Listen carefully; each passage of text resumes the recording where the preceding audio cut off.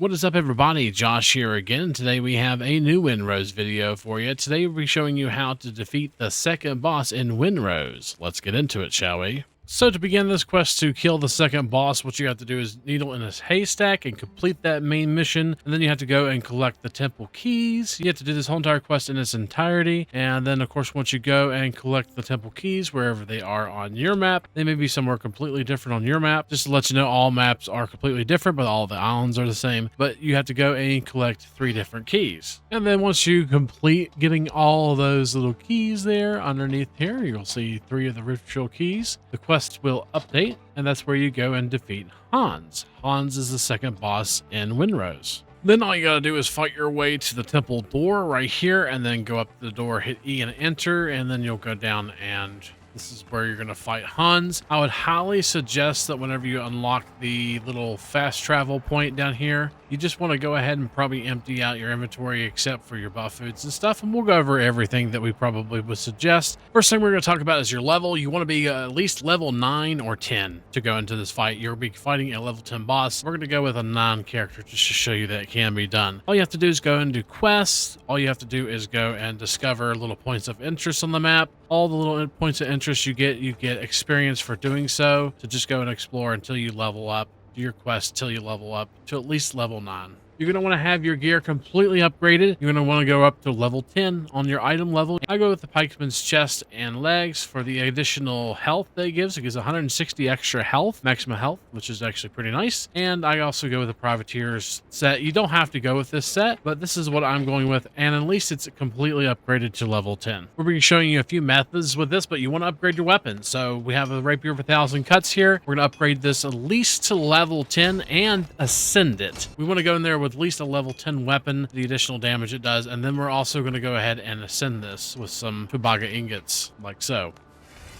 Whatever weapon you go with, you want to go with the best. You want to go with whatever the best weapon you can, melee weapon, or we have another gun here as well called the reliable Blunderbuss. We're going to be using it again. We kind of used it in our last boss video, but it is a really good weapon to kill bosses with. Blunderbusses are really high power, and this one ascended shoots with less gunpowder, and at close range, shots have a small chance of knocking down enemies. Now, I'm not quite sure if that works on bosses, but still, we're going with the Blunderbuss for the damage that it has. We're going to show you a few different methods. We're also going to go ahead and make sure we have some of the best buff foods in the game. Basically, whenever you go into crafting, you want to go ahead and level cooking up to at least level 3. You want to have the cooking fire, cutting table, and the cookware shelf. Now, ours is actually up to level 4 because we're playing on a world that's already been advanced to level 4, but you can go up to level 3 at this stage in the game. Make you some seafood platters. We have a whole guide on how to make seafood platters, basically how to get fish fillets. You can get crab meat, lime, and salt. You can buy salt. You can grow limes once you get them in the foothills. And of course, crab meat you can buy or just go get it from crabs. And of course, fish fillet, you just fish and right click the fish to get fish fillet. That will give you seafood platters. This will give you the 20 vitality, and this is an epic food. You want to make you a couple of these. Also, if you can, you want to make you some coffee. And coffee is for the endurance. At its 20 endurance, this is so you can dodge and move around quickly. And of course, the seafood platters so you can have plenty of HP to survive any kind of hits you get from the boss. So coffee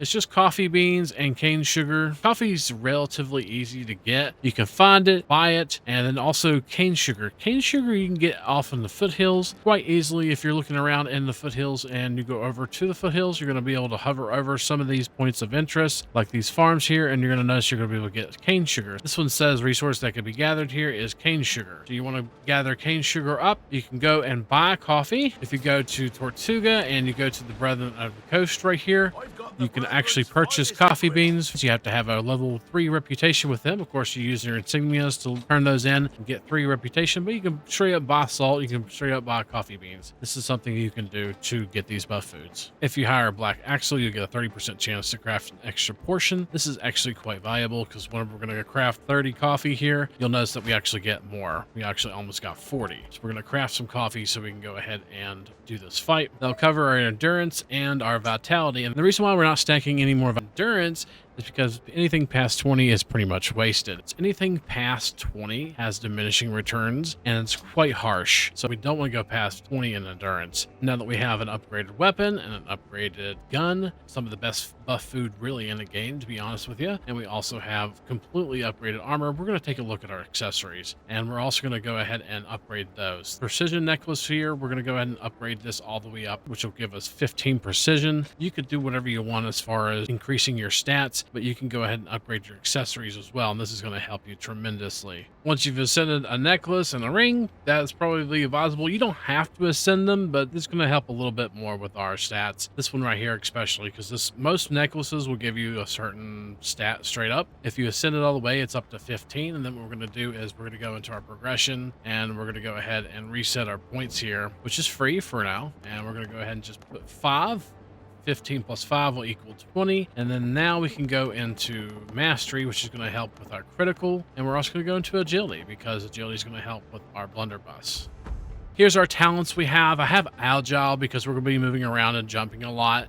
That's 40% less. We also have Marathon Runner for the additional stamina. And I have started going into Retribution. Your attacks are 100% more effective in converting temporal health into health. Basically what this means is you get a little bit of a discolored health bar, and that will restore a little bit of HP whenever you attack the boss after getting hit. This right here couples quite well with this one right here. So you want to go in this one later on if you're wanting to go for a temporal build. I really like temporal builds, but it's completely up to you. We're also going to bring a few stacks of gunpowder. Should be able to craft gunpowder at this point in the game, and also iron bullets. You should have some iron stacked away, and you can make some iron bullets. We're also going to bring bandages. Always bring bandages, and always bring as many healing potions as you can. Another little thing I'll suggest is this Boar whistle, which summons a Truffle pig, which is a combat ally that you can use. Now the pig does actually take aggro from the bosses whenever you go and fight them. You can get this in the foothills, and we're going to show you how to do it, but it's a legendary whistle that summons a boar for a short period of time and has a 2-minute cooldown. What you're looking for in the foothills is a place called an ancient village, and at the ancient village you're going to be able to get this and do a little side quest to get that whistle. You'll notice it by a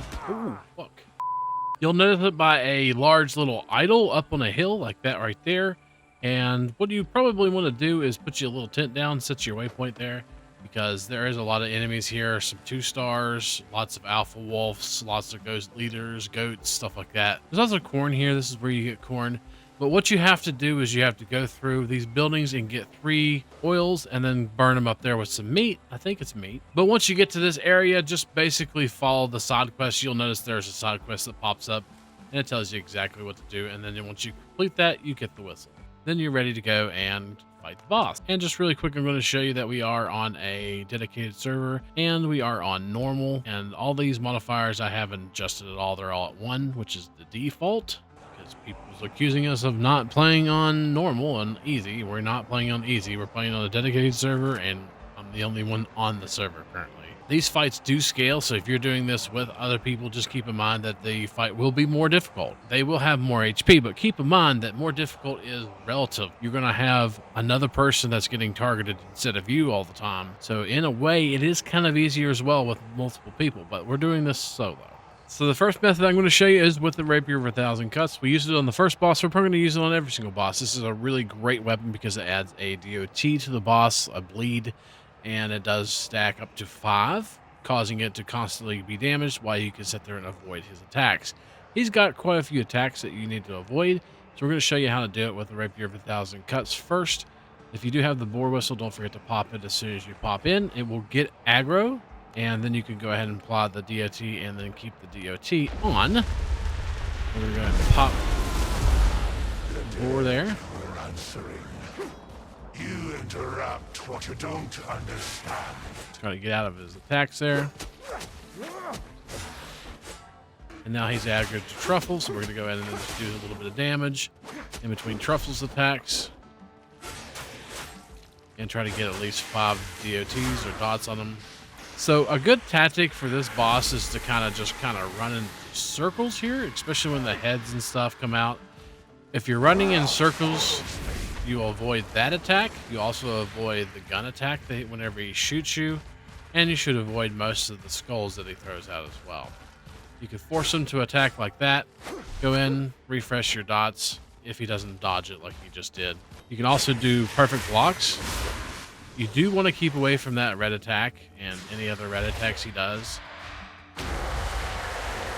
Skull attack, you want to just kind of keep running away from him, and you'll avoid that.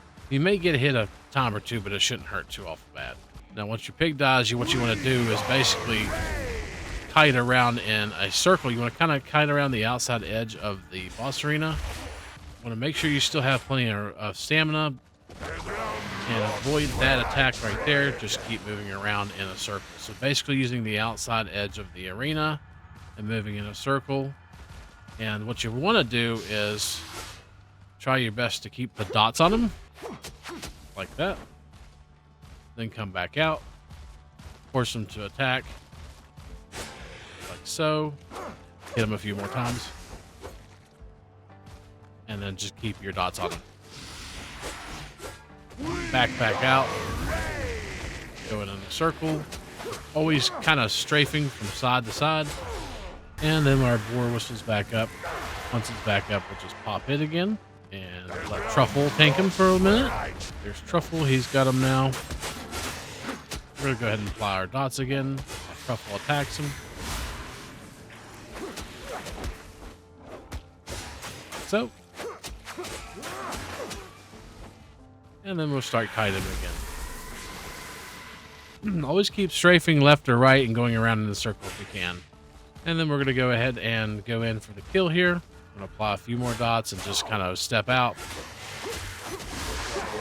and kill him off. This is where I see. And that is hands killed with the Rapier of 1,000 cuts. Now, I'm not going to lie, that is quite difficult sometimes to dodge the attacks. You just want to make sure you have a really great HP pool. We're going to show you another way to kill him, just in case you don't have that weapon. That's right, we're going to be using the Blunderbuss again. Using a weapon to attack him is probably one of the more efficient ways. If you use the iron bullets and homemade gunpowder and a fully upgraded Blunderbuss, we use the reliable one because it actually uses less gunpowder. This is a really great Blunderbuss to use if you find this weapon. If not, choose the best one you can. We're still going to be using the Boar Whistle as well. The Boar Whistle is going to be really valuable because it's going to take his aggro, and you sit there and just do some DPS to him while he's aggro to him.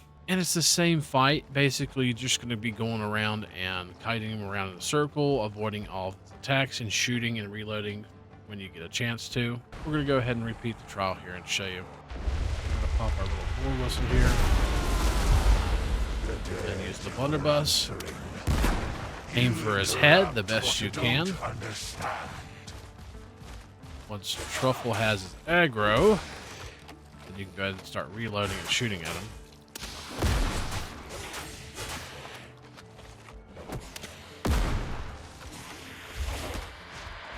You may be able to get like half his HP down almost with the Blunderbuss before Truffle dies.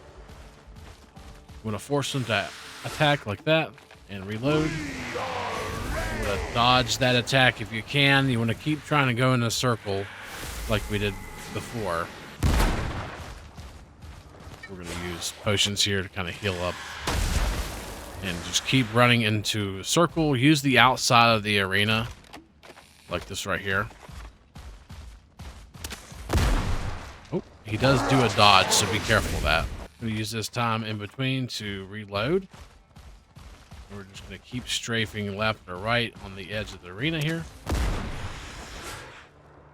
yeah, we're just going to force him to attack there by getting close to him and then reload. Running around in a circle, basically. Attacking him with the Blunderbuss. And if you take damage, just heal with a potion. Or with a bandage if you can. Potions are probably a little bit better because he does attack quite a lot. We have the Boar Whistle again. We're going to go ahead and pop him out. Go ahead and finish him off.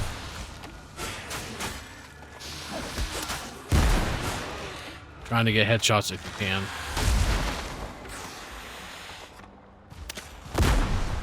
As long as you keep moving literally the whole time, you should have no problems at all hiding him around.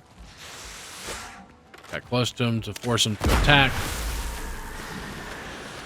And we're going to go ahead and just go ahead and kill him. This is where I see.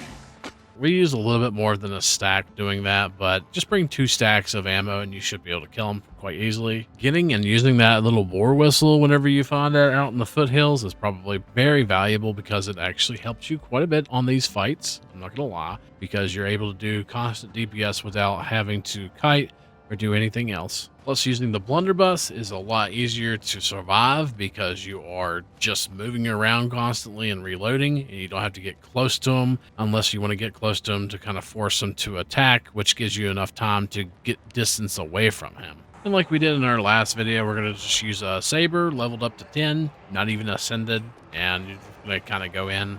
What you're going to try to do is do perfect blocks. He does do a 5 combo, which is quite dangerous.